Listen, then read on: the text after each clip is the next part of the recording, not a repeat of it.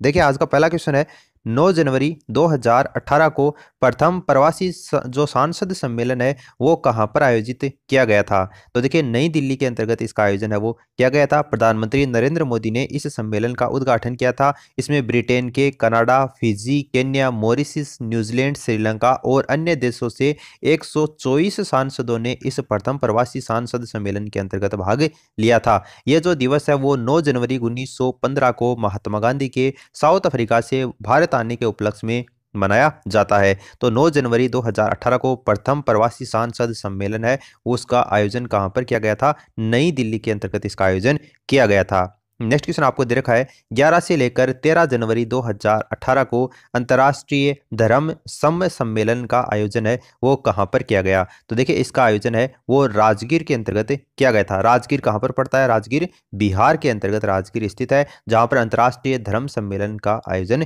किया गया था। देखिए 11 से लेकर 13 जनवरी 2018 को चौथे अंतर्राष्ट्रीय धर्म जो सम्मेलन है उसका आयोजन राजगीर बिहार में किया गया। इस सम्मेलन का जो उद्घाटन है वो भारत देश के राष्ट्रपति रामनाथ कोविंद के द्वारा किया गया था। तो राजगीर इसका राइट आंसर होगा। नेक्स्ट क्वेश्चन आपको दे रखा है, 12 से लेकर 16 जनवरी 2018 को 22वां राष्ट्रीय युवा महोत्सव है उसका आयोजन कहां पर किया गया? तो देखिए इसका आयोजन राजस्थान की राजधानी जो जयपुर है वहां पर किया गया था। इस महोत्सव के अंतर्गत देश के विभिन्न भागों से लगभग 5000 से ज्यादा युवाओं ने भाग लिया था। 21वां राष्ट्रीय युवा महोत्सव है वो रोहतक हरियाणा के अंतर्गत आयोजित किया गया था। तो 12 से लेकर 16 जनवरी 2018 को 22वां राष्ट्रीय युवा महोत्सव है वो जयपुर के अंतर्गत आयोजित किया गया था।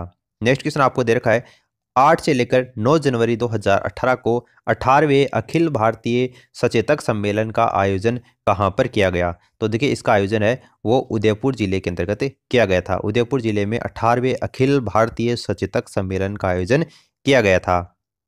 नेक्स्ट क्वेश्चन आपको दे रखा है, 31 दिसंबर 2017 को किस राज्य ने राष्ट्रीय नागरिक रजिस्टर का पहला मसौदा प्रकाशित किया है? तो देखिए ये असम राज्य के द्वारा किया गया है। असम राज्य क्या होगा? इसका राइट आंसर होगा। उच्चतम न्यायालय ने राज्य को 31 दिसंबर 2017 तक और उससे पहले एनआरसी का मसौदा जारी करने के निर्देश हैं वो दे दिए हैं। इस मसौदे के तहत जो असम राज्य है उसके कुल 3 करोड़ 29 लाख लोगों में से 1 करोड़ 90 लाख लोगों के नाम है वो शामिल किए गए हैं। तो असम राज्य क्या होगा? इसका राइट आंसर होगा। नेक्स्ट क्वेश्चन आपको दे रखा है, 7 दिसंबर 2017 को यूनेस्को ने अपनी मानवता की जो अमूर्त सांस्कृतिक विरासत है उसमें किस कुंभ मेले को शामिल किया है? तो देखिए इसके अंतर्गत नासिक, हरिद्वार और जो उज्जैन का कुंभ मेला है उसको शामिल किया है। यूनेस्को ने अपनी मानवता की जो अमूर्त सांस्कृतिक विरासत है उसमें नासिक, उज्जैन और हरिद्वार के कुंभ मेले को शामिल किया है। नेक्स्ट क्वेश्चन आपको दे रखा है, 7 दिसंबर 2017 को किस राज्य में इजराइल के सहयोग से फूलों की खेती उत्कृष्टता केंद्र है वो खोला गया है? तो देखिए तमिलनाडु के सहयोग से खोला गया है। तमिलनाडु के जो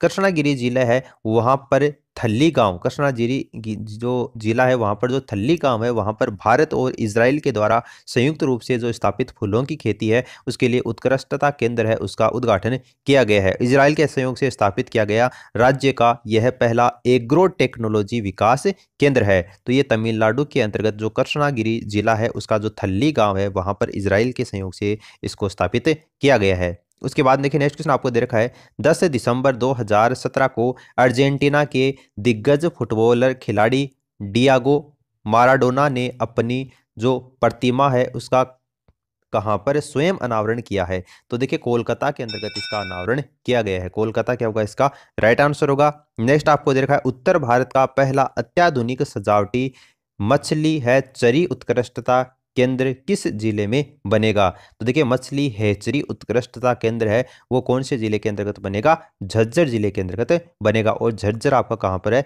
हरियाणा के अंतर्गत स्थित है, जैसा कि मैंने आपको पहले भी बताया है। 5 दिसंबर 2017 को केंद्रीय कृषि मंत्री जो राधा मोहन सिंह हैं उन्होंने अत्याधुनिक सजावटी मछली हैचरी के उत्कृष्टता केंद्र का झज्जर जिले के निकटवर्ती गांव तालाब में शिलान्यास किया है। इसकी लागत की बात करें तो 14 करोड़ रुपए इसकी लागत आने वाली है। नेक्स्ट क्वेश्चन आपको दे रखा है, 26 से लेकर 27 अक्टूबर 2017 को उपभोक्ता संरक्षण पर वैश्विक सम्मेलन का आयोजन है वो कहां पर किया गया? तो नई दिल्ली के अंतर्गत इसका आयोजन किया गया है। नई दिल्ली में जो उपभोक्ता संरक्षण का वैश्विक सम्मेलन है 2017 में उसका आयोजन किया गया है। नेक्स्ट क्वेश्चन आपको दे रखा है 1 दिसंबर 2017 को भारत का पहला मैडम तुसाद म्यूजियम है वो कहाँ पर खोला गया? तो ये नई दिल्ली के अंतर्गत ही खोला गया है। नई दिल्ली इसका राइट आंसर होगा। इस संग्रहालय के अंतर्गत महात्मा गांधी, अब्दुल कलाम, भगत सिंह, सरदार पटेल, सुभाष चंद्र बोस, प्रधानमंत्री नरेंद्र मोदी की मोम की प्रतिमाएं हैं वो लगाई गई हैं।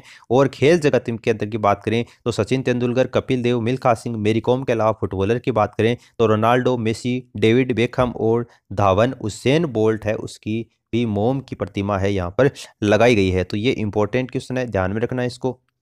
नई दिल्ली क्या होगा इस क्वेश्चन का राइट आंसर होगा। नेक्स्ट आपको दे रखा है 16 नवंबर 2017 को तेलंगाना राज्य में किस भाषा को दूसरी आधिकारिक भाषा का दर्जा है वो प्रदान किया गया है? तो देखिए उर्दू भाषा को तेलंगाना के अंतर्गत दूसरी आधिकारिक भाषा का दर्जा दिया गया है।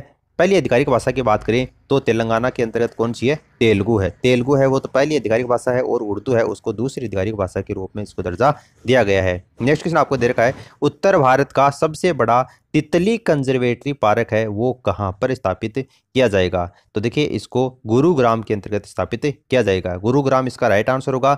11 नवंबर 2017 को हरियाणा के वन मंत्री जो राव नरबीर सिंह ने गुरुग्राम हरियाणा में तितली कंजर्वेटिव पार्क की आधारशिला रखी और ये जो पार्क है वो 15 एकड़ क्षेत्र के अंतर्गत गुरुग्राम स्थित सेक्टर 52 में स्थापित किया गया है। तो ये गुरुग्राम क्या होगा इसका राइट आंसर होगा। नेक्स्ट आपको दे रखा है भारत का पहला मेगा तटीय आर्थिक क्षेत्र किस राज्य में स्थापित किया जाएगा? तो ये महाराष्ट्र के अंतर्गत स्थापित किया जाएगा। महाराष्ट्र क्या होगा इसका राइट आंसर होगा।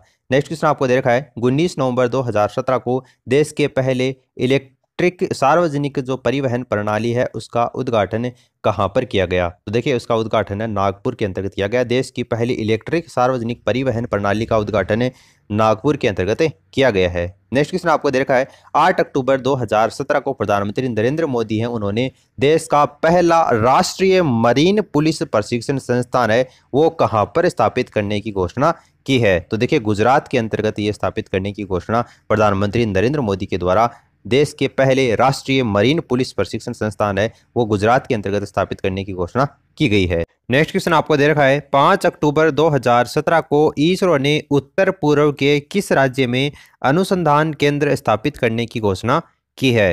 तो देखिए असम के अंतर्गत इसरो के द्वारा अनुसंधान केंद्र है वो स्थापित करने की घोषणा 5 अक्टूबर 2017 को की गई थी। Assam is the right answer. Next question आपको दे रखा है 2 अक्टूबर 2017 को भारत की प्रथम एयर डिस्पेंसरी देश के किस क्षेत्र में स्थापित की जाएगी? तो देखिए ये पूर्वोत्तर क्षेत्र के अंतर्गत स्थापित की गई है। पूर्वोत्तर क्षेत्र में भारत की प्रथम एयर डिस्पेंसरी है वो स्थापित की गई है। नेक्स्ट क्वेश्चन आपको दे रखा है जुलाई 2017 में देश का कौन सा रेलवे स्टेशन पहला महिला संचालित रेलवे स्टेशन बना है? तो देखिए माटुंगा का रेलवे स्टेशन है वो देश का पहला महिला संचालित रेलवे स्टेशन बना है। जुलाई 2017 में मुंबई सिटी का स्थित मध्य रेलवे का जो माटुंगा रेलवे स्टेशन है वो देश का पहला महिला संचालित रेलवे स्टेशन बना है और गांधीनगर जयपुर है वो ऐसा दूसरा रेलवे स्टेशन बना है। नेक्स्ट क्वेश्चन आपको दे रखा है 1 अक्टूबर 2017 को स्वच्छ आइकॉन स्थान प्रतीक के रूप में किस स्थान को चुना गया है? तो देखिए कौन से स्थान को चुना गया है? मीनाक्षी सुंदरेश्वर मंदिर को स्वच्छ आइकॉन स्थान के रूप में चुना गया था। मीनाक्षी सुंदरेश्वर मंदिर 1 अक्टूबर 2017 को पेयजल और स्वच्छता मंत्रालय ने स्वच्छता ही सेवा कार्यक्रम के तहत 10 सबसे स्वच्छ आइकॉनिक स्थान घोषित किए हैं जिसमें मदुरै का मीनाक्षी जो सुंदरेश्वर मंदिर है वो पहले स्थान के ऊपर रहा है। देखिए नेक्स्ट क्वेश्चन आपको दे रखा है 27 सितंबर 2017 को देश का पहला गो अभयारण्य किस राज्य में स्थापित किया गया है? तो देखिए ये मध्य प्रदेश राज्य के अंतर्गत स्थापित किया गया है। ये जो अभयारण्य है वो मध्य प्रदेश गौ संवर्धन बोर्ड के द्वारा आगर मालवा जिले के मुख्यालय से लगभग 50 किलोमीटर की दूरी के ऊपर सलारियसा गांव के अंतर्गत स्थापित किया गया है। तो मध्य प्रदेश क्या होगा इस क्वेश्चन का राइट आंसर होगा। भारत का पहला विदेश भवन कहाँ स्थापित किया गया? तो देखिए भारत का पहला विदेश भवन है वो मुंबई के अंतर्गत स्थापित किया गया है। केंद्रीय जो विदेश मंत्री हैं सुषमा स्वराज उन्होंने मुंबई के बांद्रा के अंतर्गत जो कुर्ला कॉम्प्लेक्स है वहां पर नवनिर्मित देश के पहले विदेश भवन का उद्घाटन किया है। तो मुंबई क्या होगा इस क्वेश्चन का राइट आंसर होगा। नेक्स्ट क्वेश्चन आपको दे रखा है 5 जुलाई 2017 को जीएसटी विधेयक पारित करने वाला देश का अंतिम राज्य कौन है? तो देखिए जम्मू कश्मीर है वो जीएसटी जो विधेयक है वो पारित करने वाला देश का भारत देश का अंतिम राज्य है। अनुच्छेद 370 है वो जम्मू कश्मीर राज्य को विशेष दर्जा है वो प्रदान करता है।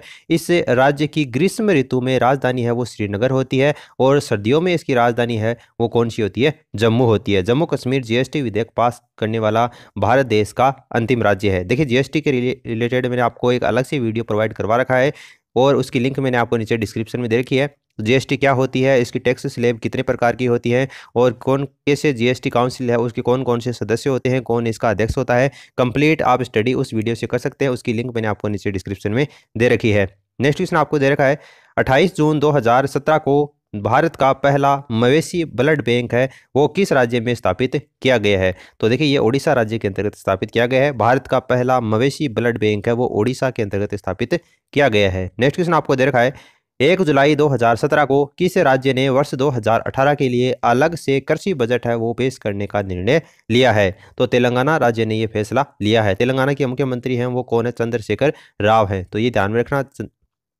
तेलंगाना के चीफ मिनिस्टर चंद्रशेखर राव हैं और उन्होंने 2018 वर्ष के लिए अलग से कृषि बजट है वो पेश करने का निर्णय तेलंगाना सरकार के द्वारा लिया गया है।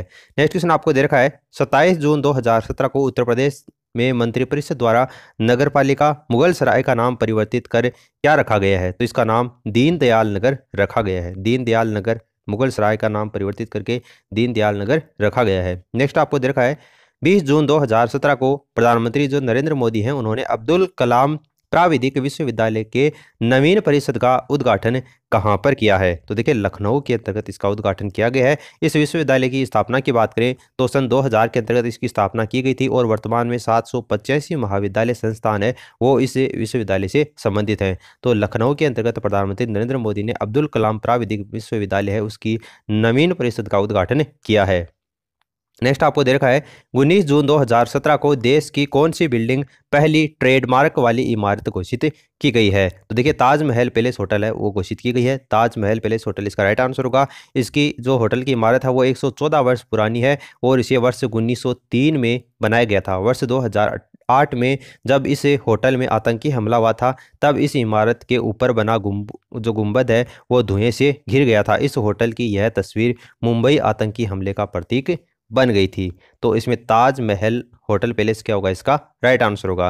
नेक्स्ट क्वेश्चन आपको दे रखा है 14 जुलाई 2017 को रेल मंत्री सुरेश प्रभाकर प्रभु ने देश की पहली सौर ऊर्जा पैनल युक्त DEMU ट्रेन का उद्घाटन कहां पर किया है। तो ये नई दिल्ली के अंतर्गत इसका उद्घाटन किया गया है रेल मंत्री सुरेश प्रभाकर प्रभु के द्वारा। नेक्स्ट क्वेश्चन आपको दे रखा है 13 जुलाई 2017 को औद्योगिकी नीति एवं संवर्धन विभाग देश का पहला उद्योग प्रौद्योगिकी और नवाचार केंद्र है वो किस राज्य में स्थापित करेगा। तो ये पंजाब राज्य के अंतर्गत स्थापित करेगा। पंजाब इसका राइट आंसर होगा। तो देखिए दोस्तों ये करंट अफेयर्स की सीरीज है वो कंटिन्यू इसी तरीके से जारी रहेगी। वीडियो अच्छा लगा है तो इसे लाइक करके मोटिवेट करें, अपने दोस्तों के साथ में शेयर करें ताकि उनको भी अपनी स्टडी में बेनिफिट मिल सके। चैनल पर पहली बार आए हैं तो सब्सक्राइब करने के साथ साथ में घंटी के आइकन को प्रेस कर लें ताकि लेटेस्ट अपडेट आपको समय समय के ऊपर मिलते रहें।